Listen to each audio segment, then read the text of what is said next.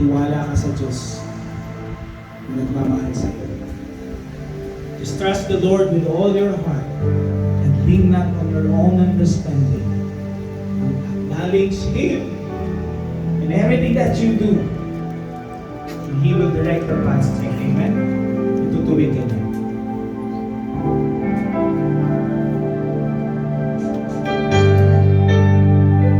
Father God, we come into your presence, Lord God. Lumalapit kami sa iyo at patuloy, Lord God, ibinibigay ang aming pong pagtitiwala, ang aming pag-asa. Kayo ang Diyos na nagmahal sa amin. You are the God who never changed, God. So you are yesterday, today, and forever. You love us so much, Lord God.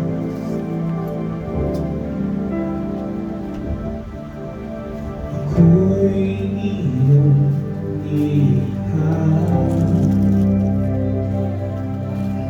sa wangis mo, ako ay nagmula. Di man ako karapat-dapat, ngunit naiyan pinatawad mo ang mga kasalanan ko, at ako'y tinawag mo. Amen. Mahal tayo ng Diyos sa tinatawag kanyang anak. Ganun kanyang kamahal. Sa pawigin natin ito, mga kapatid. Tanggapin mo na ang Diyos ay nagmamahal sa iyo bilang isang ama. Ako'y iyong nilikha. Sa wangis mo. Sa wangis mo.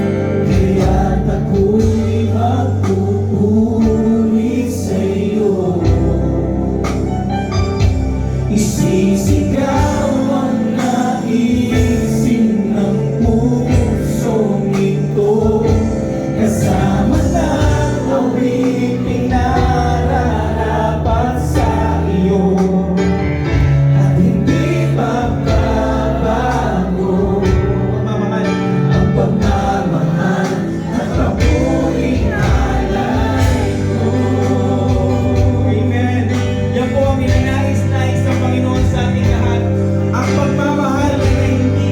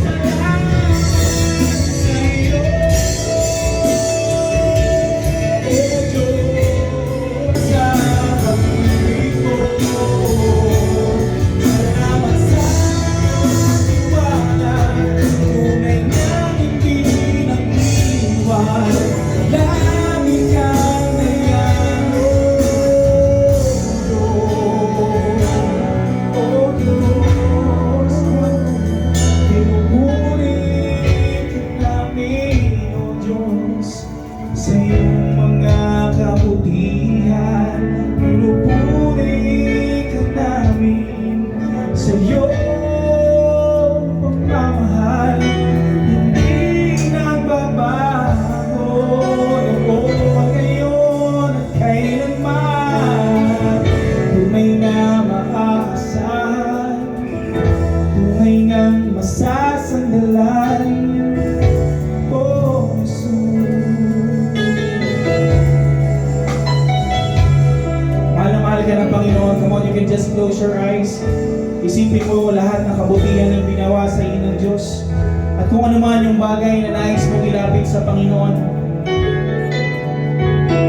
kausapin mo siya, Panginoon. Sabihin mo sa Kanya, ako po ay nagtitiwala sa iyo. Nais ko pong ibalik, Panginoon, ang aking pagkilala sa iyo. Sa tagal ng panahon na ako po, O Diyos, ay hindi nakarinig ng salita o hindi man lang, Panginoon, nagkaroon ng time para makapunta sa simbahan o panahon, O Diyos, para makapanalangin o panahon para ikaw ay kilalanin. Dahil sa dami ng problema at dami ng pagsubok. Pero salamat, O Diyos, sa pagkakataong ito. Maaring hindi ko inaasahan, pero Panginoon, dinako mo kami sa lugar na ito upang minsan pa ay manumbalik sa iyo. Upang minsan pa, Panginoon, ay simulan muli ang naputol na relasyon sa iyo, O Diyos. Magtitiwala, patuloy na lalapit, aasa, Panginoon, sa iyo dahil ikaw lang ang Diyos, ang tunay na nagmahal.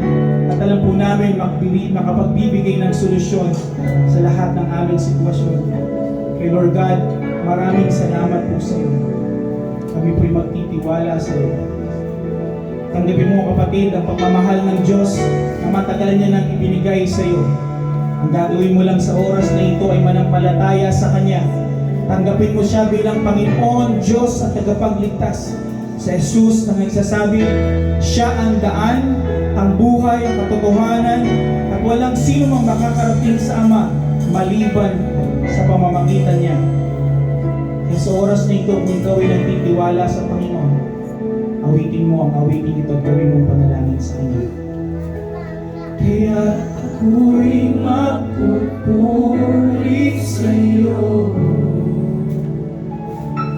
isisigaw ang naisin ng pusong ito, kasama ng awiting nararapat sa iyo, at hindi magbabago ang pagmamahal at papuri ay pagtitiwala sa Diyos. Isa pa, kaya ako'y magpupuri sa iyo,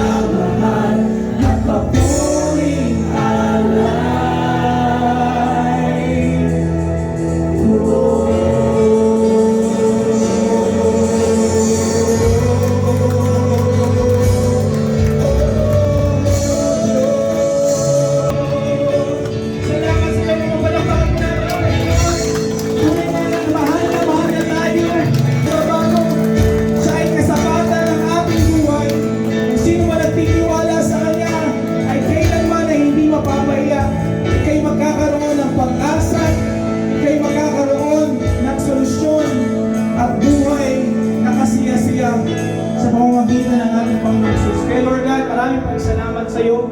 We thank you, Lord God, for your presence. We thank you for your goodness and love and mercy. Lord God, once again, you created, Lord God, a bridge, Lord God, so that we can start again, Lord God, our relationship with you. Lord God, thank you, Lord God, for this church. Thank you, Lord God, for our friend who invited us. Thank you, Lord God, for the person that you used, Lord God, so we can attend, Lord God, this church. So we can have, Lord God, a message that comes from you, Lord God, that will help us, Lord God, to transform our life and to start again, Lord God. Maraming salamat sa iyo. Salamat sa lahat ng ginamit mo, Lord God. And Lord God, ibinabalik lang namin sa iyo ang mataas na papuri, pagsamba at pagluluwalhati para sa iyo lamang. Sa matamis na pangalan ng Panginoong Jesus, lahat po ay magsabi namin.